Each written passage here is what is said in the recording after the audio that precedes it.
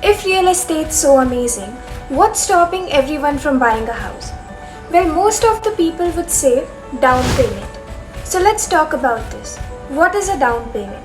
How much of a down payment do you need to buy a house, and how much of the down payment would make you money?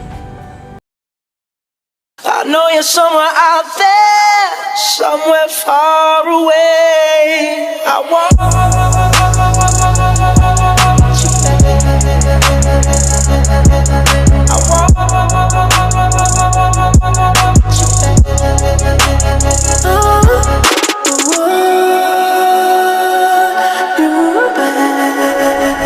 So a down payment is your out-of-pocket cash stake in a real estate purchase that involves financing.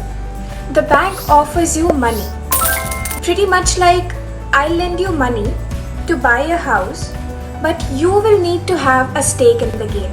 For example, the bank will give you a loan for 90% of the purchase price, but the remaining 10% you will have to come up with that.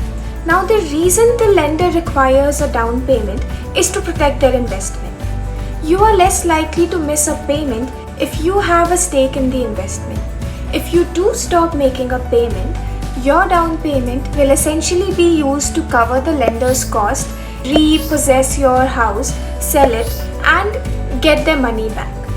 Now, as most of us know, 90% of the properties in the market are being bought with the help of home loans.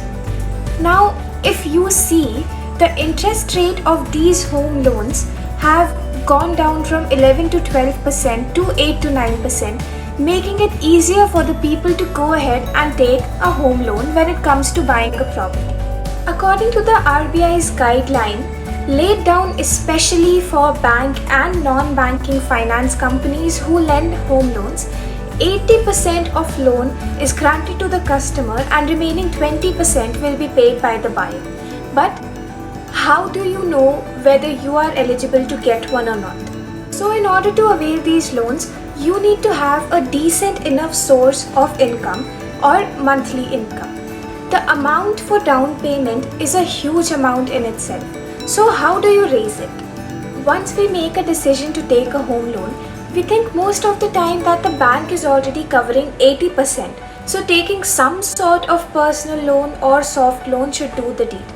But let us keep in mind that the interest on this personal loan will also be added on top of the home loan that you already have.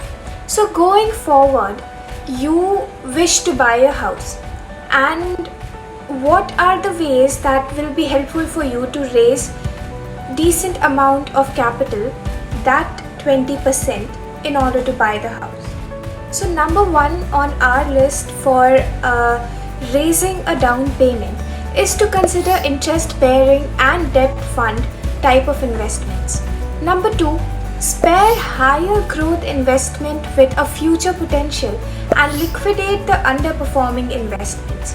The sooner you start planning about this, the better it will be for you. Now we shall move towards the pros and cons of a minimum down payment. Number one, for many people, tying up a large sum of 20% down payment will mean that their savings is temporarily depleted. Going into the venture with a less down payment may be a good way for new home owners to protect their savings. First-time home buyers who stand to improve their economic status in the next few years through dual income and promotions could possibly handle larger monthly mortgage payment that a smaller down payment would require.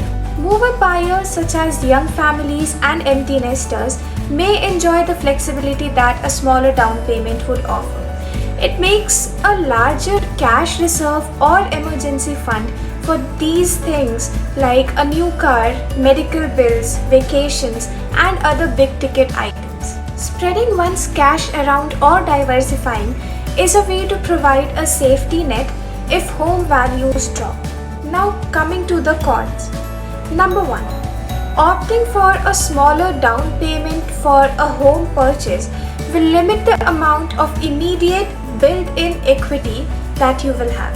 Number two, going the traditional 20% down route will usually enable the borrower to obtain a much better interest rate. For those considering a popular 30-year fixed rate loan, those interest charges will be constant, which is why lower is better. Biting the bullet and plunking down 20% will result in a lower monthly home loan payment. That fact should prevent a borrower from being what's known as house poor. Now coming down to the last one. The sellers are more likely to favor those potential buyers who have made an offer and put their money where their interests have been in the way of a larger amount down.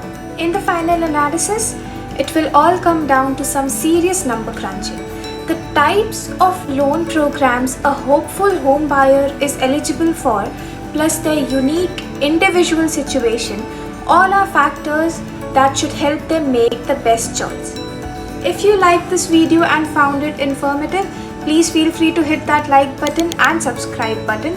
That will be all for today's video. We will be seeing each other again in the next video of All About Real Estate. Thank you. Stay safe.